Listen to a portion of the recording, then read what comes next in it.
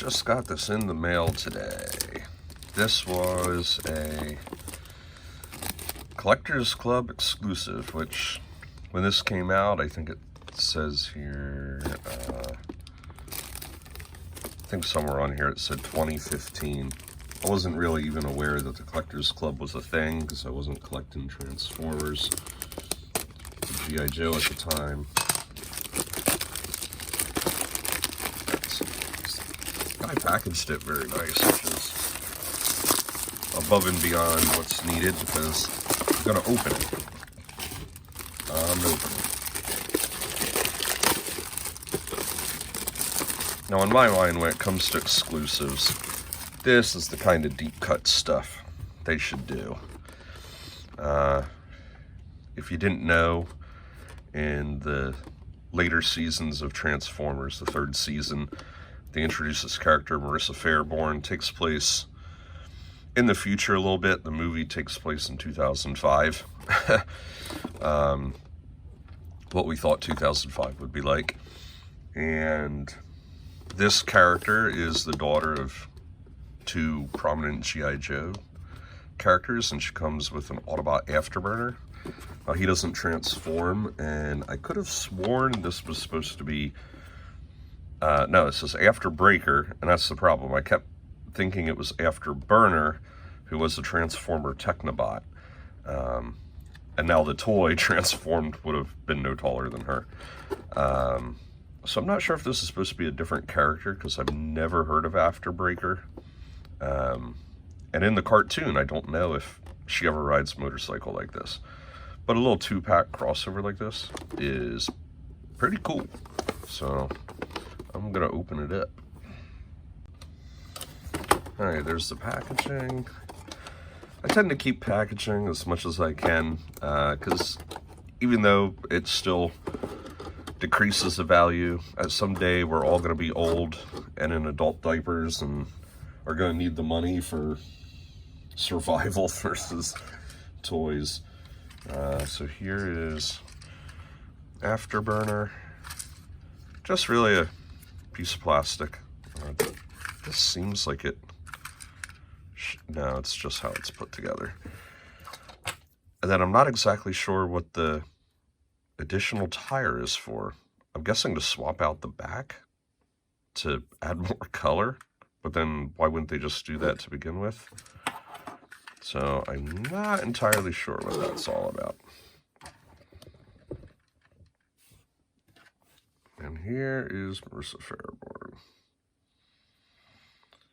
Now, I was a little worried about this because some of these more modern Joe figures can be a little bit loose on the ball leg joints, and that's certainly the case here.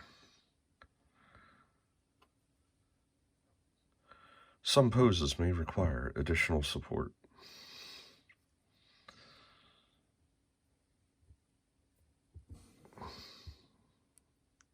Overall, decent looking figure.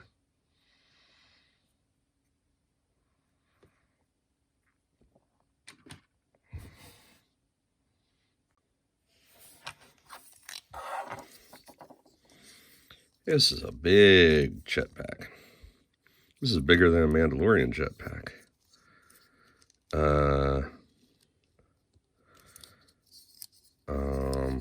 Seems to be a problem. Her head is in the way of this jetpack plugging in. Are you kidding me? Look at this. What the heck? Now, I know I've seen this character with the jetpack on. What? Sorry. Here. Let's try this. Put the jetpack on. That. No. No. You. No.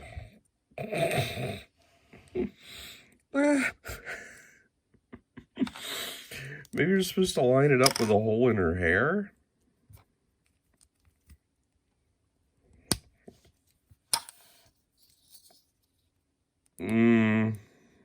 there's a little bit of a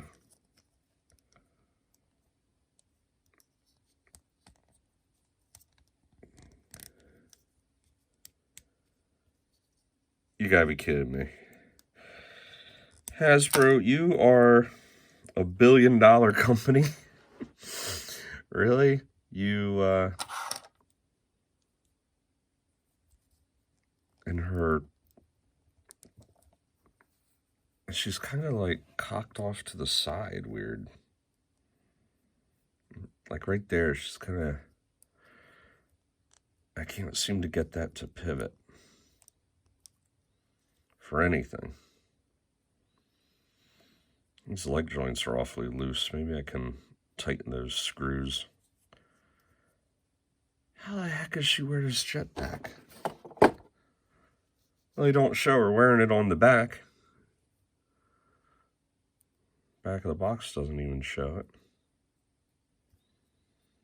You gotta be kidding me. Look, right there, plenty of room. You could put a peg. Right there, like that. They did whatever this is. Maybe that little swoosh of hair is supposed to go over it. That's all I can figure. But now her head is stuck in this weird pose. You're kidding me. You know, I hate when I buy something, I have to modify it. And I hate to modify this because it's an exclusive, but I don't know. Sometimes the toy companies, they do such a half-assed job that as the consumer and the collector, you have to finish their unfinished work. I think overall the figure itself isn't all that bad. What the heck?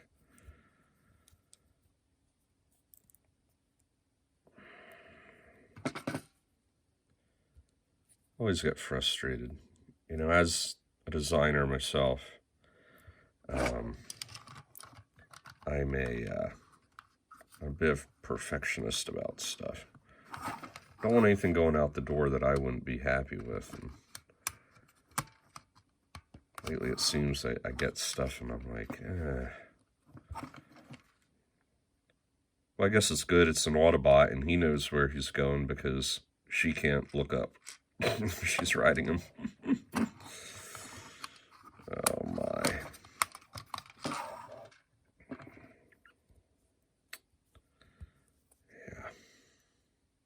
Yeah.